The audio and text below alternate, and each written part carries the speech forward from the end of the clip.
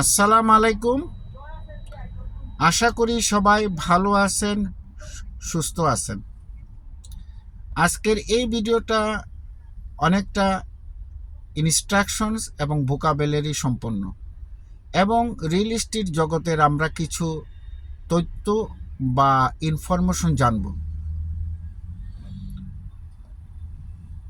তারপরে হচ্ছে আপনার আমি কিছু শব্দ, কিছু লাইন এবং কিছু বিষয় বারে বারে আমার অনেক ভিডিওতে আমি আনবো। এটা কারণটা হচ্ছে যে শব্দগুলা ওই ভিডিওতে বলবো বা পরবর্তী যে শব্দগুলো আসবে এটা আগের শব্দের সাথে, আগের তথ্যের সাথে প্রচণ্ডভাবে যোগাযোগ থাকার কারণে ওই কথাগুলোই আবার পুনরায় বলবো।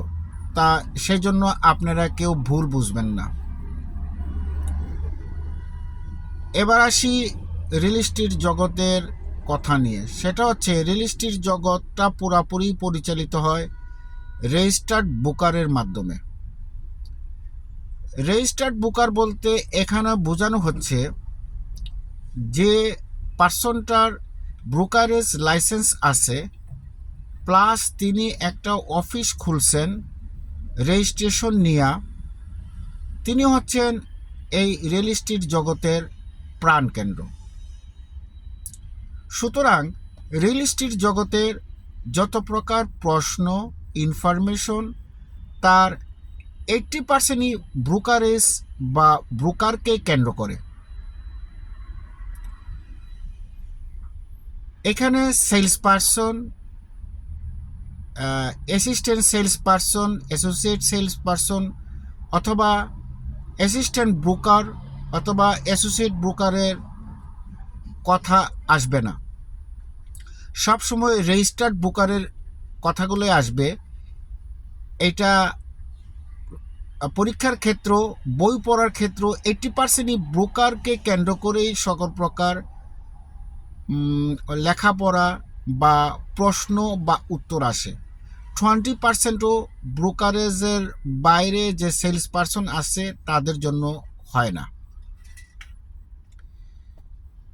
তারপরে হচ্ছে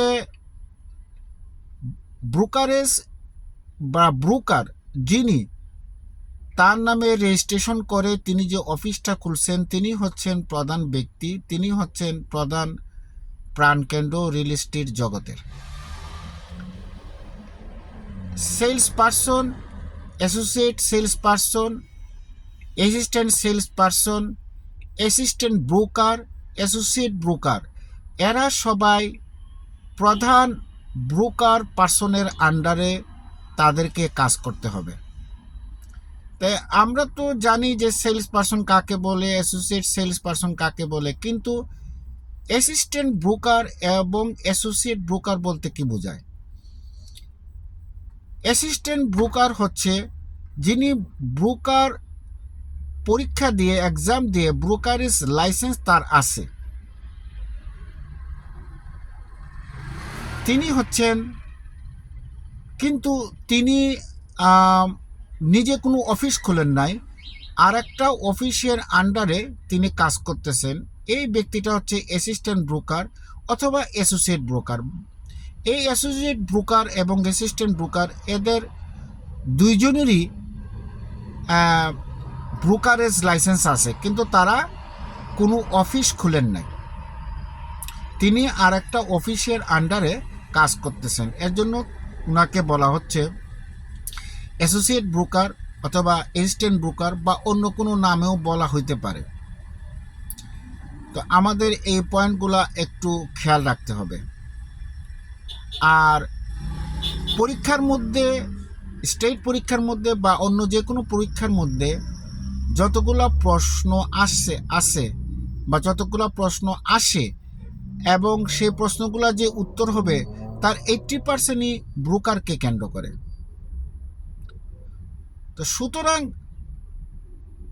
ব্রোকার পরীক্ষার এক্সাম আর সেলস পারসন এর এক্সাম প্রায় 80% সেম টু সেম। এটা আমার পার্সোনাল অপিনিয়ন, আপনারা ভুল বুঝবেন না, এটা আমার পার্সোনাল অপিনিয়ন। তো এই যে ব্রোকারকে উদ্দেশ্য করেই সকল প্রকার প্রশ্নগুলা করা হয় এবং সকল প্রকার উত্তরগুলা হয়। আর সেলস পারসনের মেইন কথাটা হচ্ছে প্রধান ব্রোকারের আন্ডারে থেকে তাকে সমস্ত কাজগুলা করতে হবে। সেই ক্ষেত্রে sales person, associate sales person, assistant sales person, assistant broker, assistant associate broker, এরা সবাই মেইন ব্রোকারের আন্ডারে থেকে ব্রোকারেজ কার্যক্রমগুলা পরিচালনা করতে হবে। এরা কেউ মেইন ব্রোকারের অনুমতি ছাড়া রিয়েল এস্টেট জগতের কোনো প্রকার ট্রানজাকশন করতে পারবেন না। এটা খুব পরিষ্কারভাবে মনে রাখতে হবে। তো সুতরাং আমাদের যে এডুকেশনগুলা রিয়েল এস্টেট জগতের, এটা প্রধান হচ্ছে ব্রোকারকে কেন্দ্র করে। ব্রোকারই হচ্ছে রিয়েল এস্টেট জগতের প্রাণকেন্দ্র। তো আজকের মতন এতটুকুই ছিল। সবাইকে ধন্যবাদ।